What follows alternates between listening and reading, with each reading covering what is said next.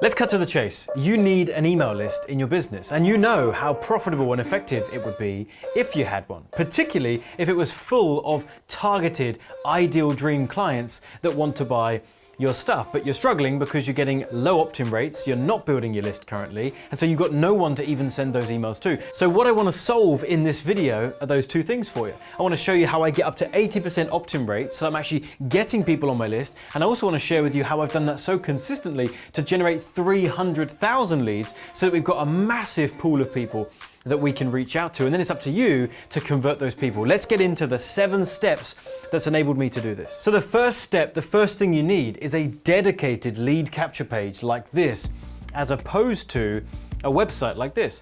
This is AdClients.com. This is my website. There's loads of great information on here about who we are and what we do, and of course we've got all of these nice links to different pages so you can really become indoctrinated into my brand and what I'm about.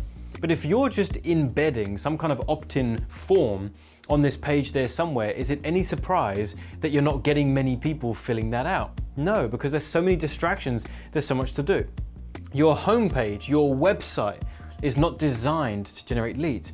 It's designed to give someone the experience of getting to know your brand more so they can start to sell themselves. But this is more of an organic strategy. What we need with a page like this is a very clear, what is this page about? And in this case, it's click that button and become a lead. So the really important thing to remember here is that when you are intentionally driving traffic, it's got to go to a lead capture page.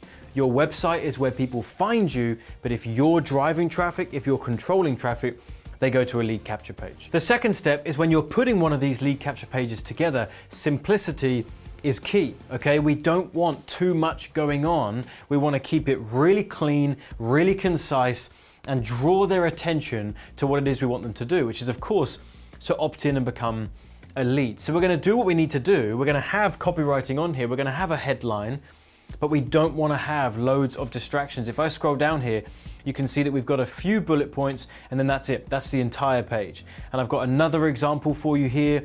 Another page with a headline and some bullet points, and that's it. That's the entire page. Another one, headline at the top, opt-in button, and some bullet points to help assist the main headline. That is it. When we put these pages together, we keep them really clean, we keep them really simple, and that draws someone's attention to take the action that you're asking for. And this leads us nicely into the third step, which is that you need one clear call to action on your lead capture pages. That is it. We should not have more than one thing that the prospect is supposed to do.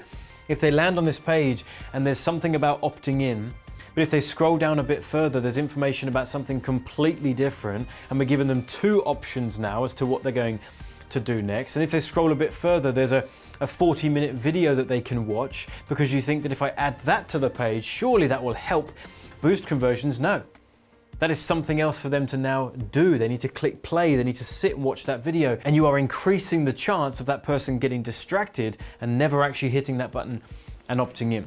So this entire page is simple based on the second point I just gave you, and it has one clear focus, one clear call to action. Step number 4, you've got to understand that not all clicks are created equal. What I mean by that is we just get so hung up on this idea that if I could just drive more traffic to my website or my landing page, then I would generate more leads. And that's not the case, because you could have one person clicking on your page and another person clicking on your page, and they both came with very different intentions. One person came already fired up and excited for you and your brand and what you're about, and the advertisement that they saw has already told them what they're going to get on the next page, and they're clicking because they want it. Whereas the second person might have seen something random from you online and there wasn't much information, and so they're clicking, but they're not even really sure what they're clicking on, and they're coming to the page to see if it's even something that would interest them. Do you think they're both going to interact in the same way? No. The first person is going to give you a much higher opt-in rate, and the second person is likely going to give you a much lower opt-in rate because they might land on your page and decide, yeah, actually, this isn't for me. Whereas the first person already knew that they wanted it, so your headline's just got to tip them over the edge. So the point here is, for you to get a high opt-in rate on your landing pages, you can't only blame the page itself. You've got to get good at the messaging and the positioning of all the stuff that is happening before they make that click. That's the biggest thing for your notes right now, is not all clicks are created equal. And the game here is to do what you need to do on the front end to increase the desire of that person for what it is they're going to get on that page before they even click. And step 5 is a big one, and we're going to spend a few minutes on this, because if you're generating good quality clicks and you're not getting a good opt-in rate, it most likely points to this part here, your headline. When you have a clean, simple page like I've been teaching you so far in this video, then the headline is most likely the thing that's either going to get the opt-in or have someone going, nah, it's not really for me, and then they leave. So we got to fix this, because unless we get this headline right, you could have a beautiful looking page, but you're not going to get the opt-ins. So let's come back to this page and let's start here. And I'm going to teach you a framework that works really, really well, okay? The framework is as follows. We're going to point out what it is that they're going to learn. What is this unique strategy that they're going to get from you? Something that is intriguing, that perhaps they haven't heard before. We want to have something in there that qualifies the type of businesses, the type of avatar that we want, the type of client that we want. For me, it's people that would relate to the term coaching. And so I'm going to drop that in there. I'm talking about how I scaled my coaching business, but by dropping that in there, I'm further qualifying the people that are going to opt in, because they're going to relate to that. And then I'm going to use the result that achieved, and it's the result that, of course, my ideal clients would be wanting as well. So this is a really, really nice framework, and it works incredibly well. What is the thing that's new, intriguing, and exciting? Some kind of qualification step in there, or terminology that would help you find more of the right people. And what's the big result that you're going to teach them about that they can't help but opt in for because it sounds so ruddy good. Now, I don't always use sub-headlines, but when I do, this is a style that I like to use. If the headline itself has focused on the big benefit and the exciting stuff, then I use the subheadline to talk about the stuff that they don't want or that's slightly painful. So I typically would start with something like without. So you're going to be able to achieve something like this without, and I list some things that I know they don't want. Without sacrificing family time, our lifestyle, and only working with clients we actually like. So I'm drawing attention to some stuff here that is going to draw some emotion into the prospect, and is further going to increase their likelihood of hitting that register button. So let's look at another page of mine so you can see that same framework but implemented slightly differently, okay? We've got, what is it? Something intriguing. A simple mini webinar. I'm not just saying webinar, I'm saying mini webinar. It's like, well, what's that? That sounds new. Do I know what that style of webinar is? It causes intrigue in the prospect and has them wanting to come over to your page. And then we've got the result. What is the result? Well, it's to land 10 to 15 high ticket clients a month, every month. And so now we've talked about what the result is that they're going to be able to achieve using this unique thing that I'm introducing them to. And then of course you probably noticed that I'm using the word client.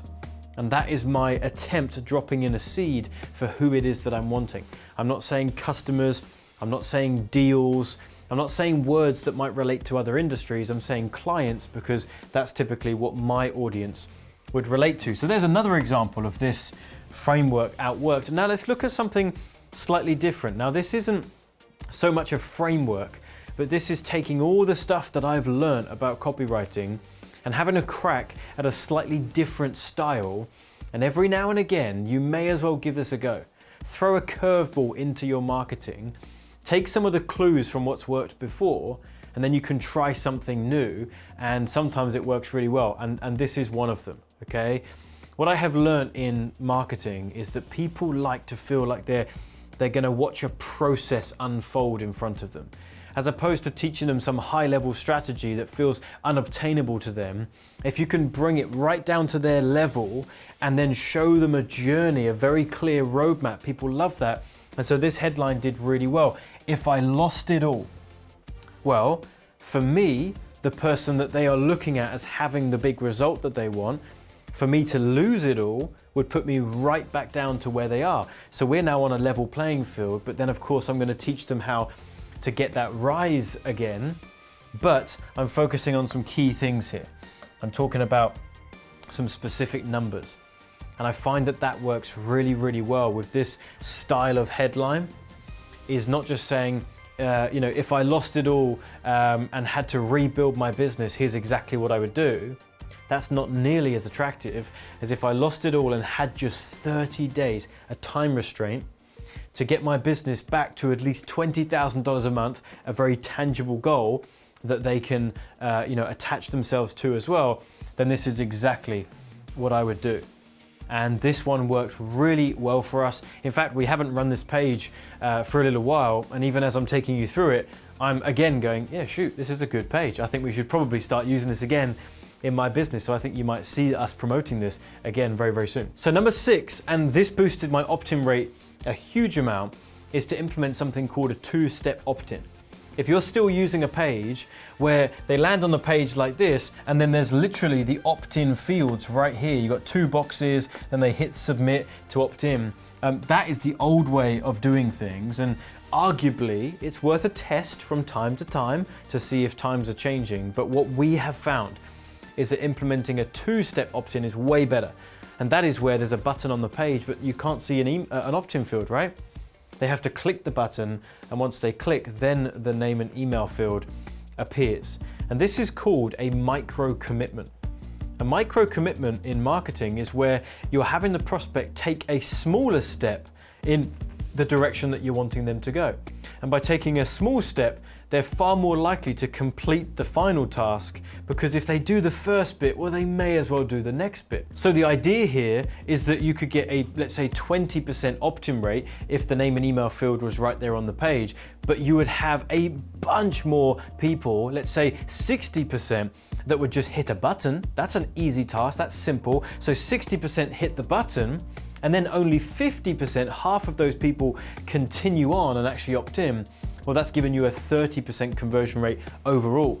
So we've gone from 20% to 30%, and those are very realistic numbers in terms of the jump that you can expect. And number 7 points to an earlier step. Not all clicks are created equal. So how do we elevate the quality of the clicks? Well, we've got to be using the right type of traffic that's going to attract your most ideal clients. What I find works incredibly well for that is video traffic. If you can put an advertisement on a platform like YouTube, we can put it in front of your most ideal clients right when they're interested in what it is that you have. And if we say the right things, they'll come over ready to take action. And this part right here is make or break. So I'd love to teach you exactly how to do that. There's a video popping up here where I'll show you the A to Z of launching effective and highly profitable YouTube ad campaigns. So check out that video. I hope you enjoyed this one. I hope it was helpful. Don't forget to subscribe to the channel. We put out new videos every single week, and throw me a thumbs up on this video, and I'll see you in the next one.